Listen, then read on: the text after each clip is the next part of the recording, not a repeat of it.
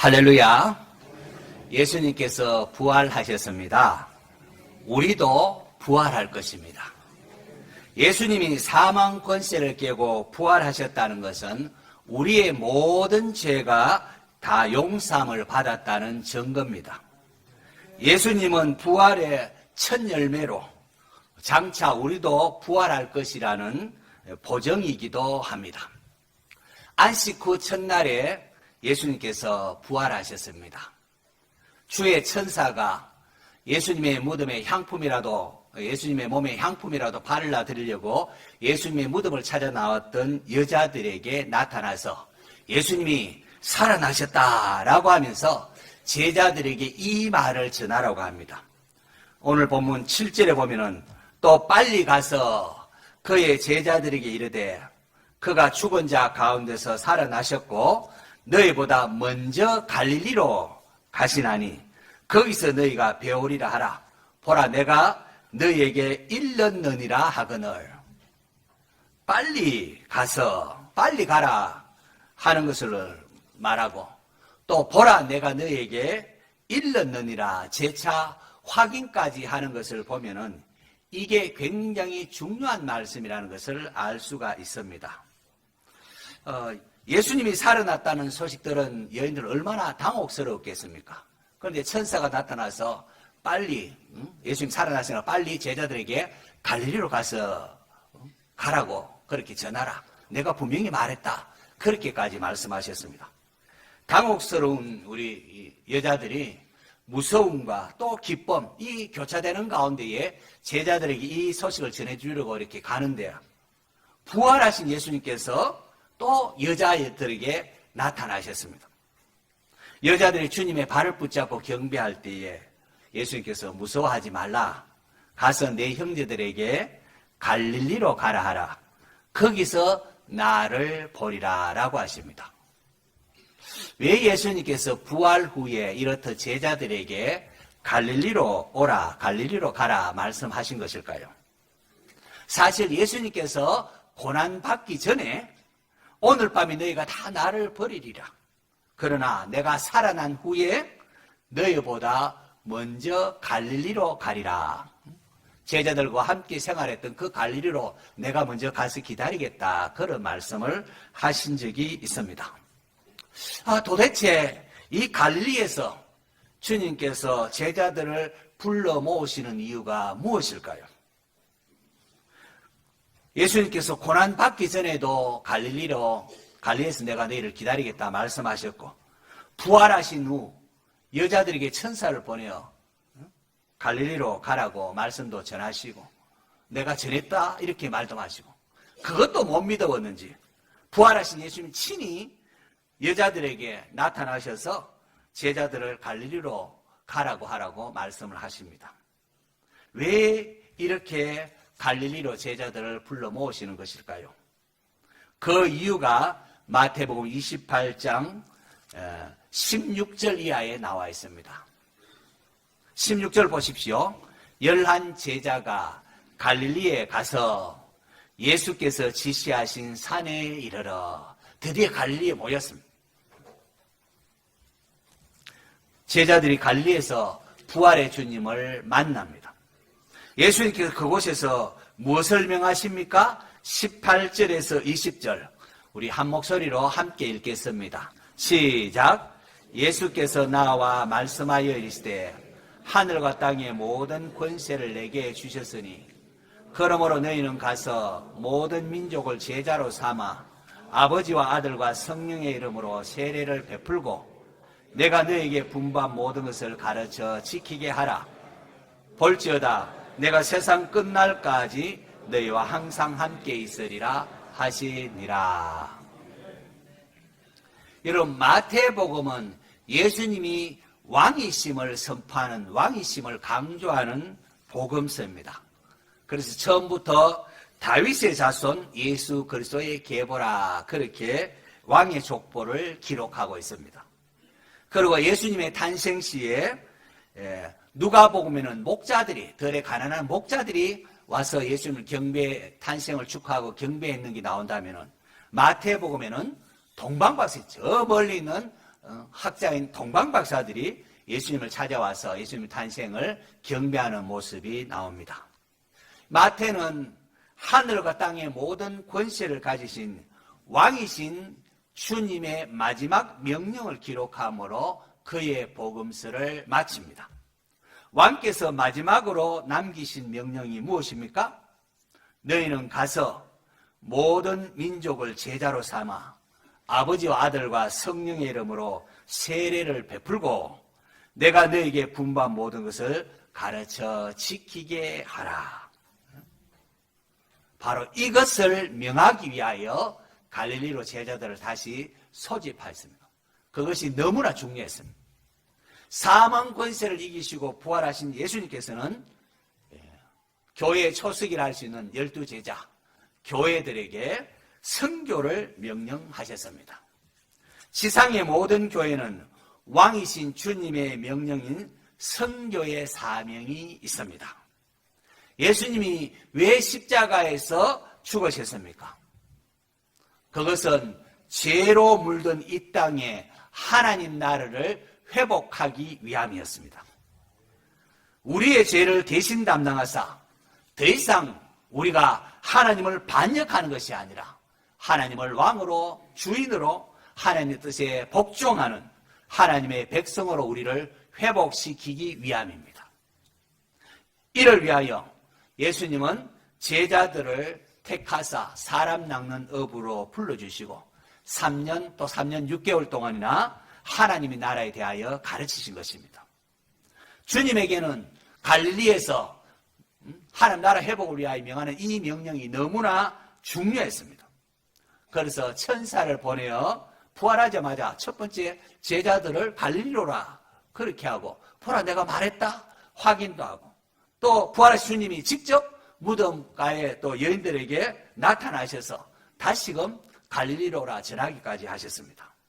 자, 이런 점에서 저는 부활주일은 선교로 이어져야 한다고 생각을 합니다. 오늘 점심 후에 오후 1시에 이곳에 모여서 또 우리 각 조별로 이렇게 전도의 조별로 나눠서 우리가 구운 계란을 들고 노방전도를 나갑니다.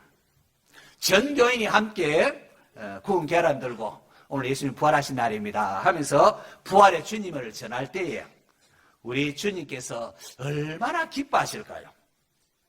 부활주일 주님의 명령에 따라서 복음을 전하는 것, 이 얼마나 의미 있는 일입니까?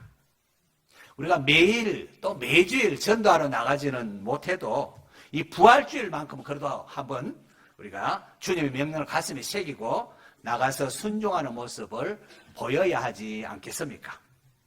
예수님께서 아버지와 아들과 성령의 이름으로 세례를 주라 하셨는데 오늘 부활주일을 맞아서 우리가 학습 세례식을 베풉니다. 이것도 얼마나 뜻이 있는 일입니까? 하나님께서 오늘 학습 세례식에 참여한 우리 모든 분들에게 성령으로 충만케 해주시기를 축원합니다. 우리 함께 복음송을 부르겠는데요. 우리 너무 잘 알고 있는 가서 제자 삼으라 갈릴리로 다시 모신 주님의 말씀을 생각하면서 같이 부르겠습니다. 우리 박수면 부를까요?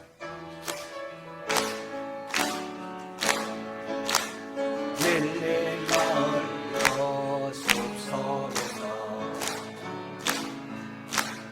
거열한 제가 다시 만나시사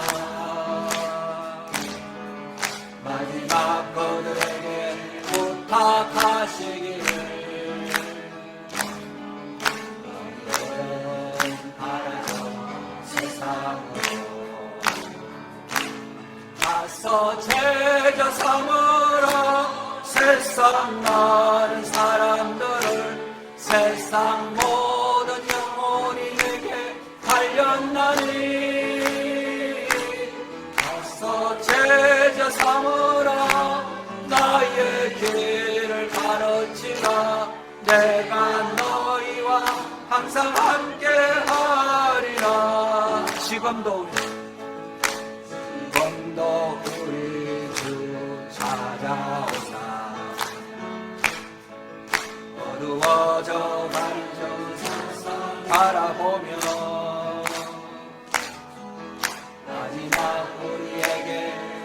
부탁하시기를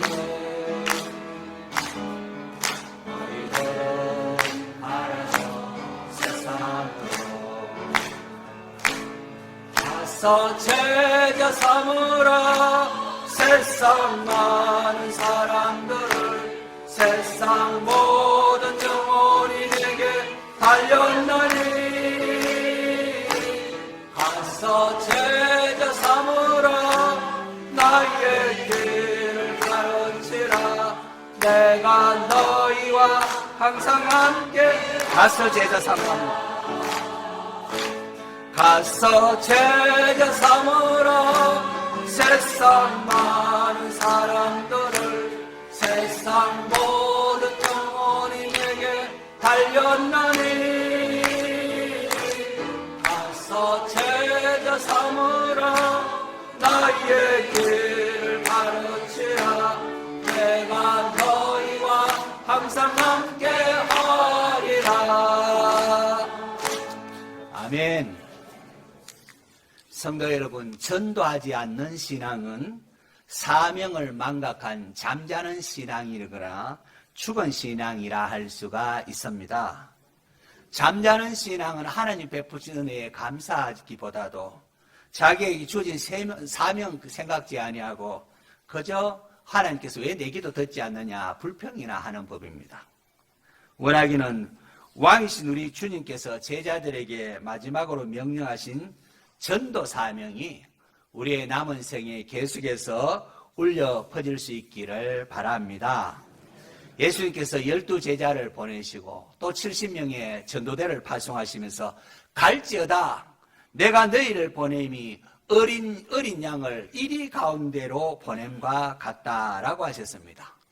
여러분 어린 양, 매하면 어린 양을 그 이리들 가운데 보내는 것 같다는 주님의 마음을 묵상 한번 해보십시오. 그 묵상이 얼마나 가슴이 뭉클한지요.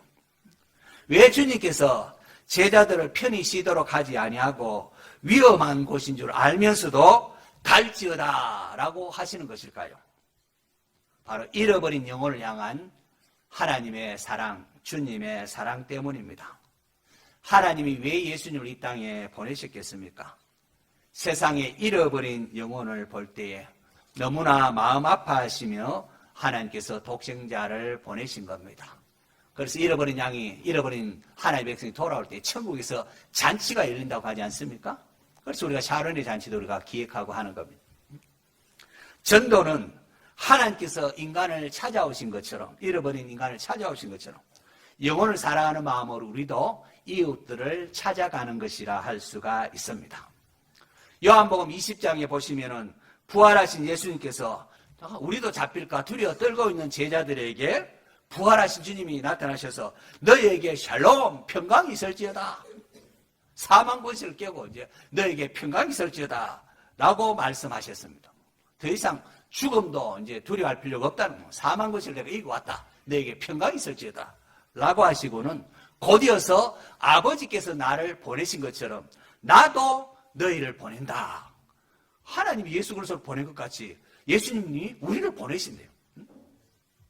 너희가 가서 복음을 전하면은 구원의 역사가 일어날 것이고 너희들이 안 가고 그냥 있으면은 그냥 그대로 구원의 역사가 일어나지 않고 그대로 있을 것이다 라고 했습니다. 자, 그렇다면은 우리는 어떻게 해야 할까요? 전도 폭발 훈련을 이렇게 처음 만들어서 시작한 케네디 목사님은 기독교인이 전도하지 못하는 것은 겁쟁이이기 때문이다. 두려워서 그냥 자기들만 모여있고 나가서 전도하지 못하는 겁쟁이이기 때문이다. 기독교인이란 전도할 사명을 가진 자가 기독교인이기 때문에 전도를 하지 않으면은 기독교인의 이름을 너 기독교인이라 말을 하지도 말라. 그런 말씀을 했습니다. 성도 여러분, 우리가 알아야 할 것은 사탄이 아무리 으르렁거려도 위협을 해도 하늘과 땅의 권세는 누구에게 있다고요? 하늘과 땅의 권세는 우리 예수님께 있다고 그렇게 주님이 말씀하고 있습니다.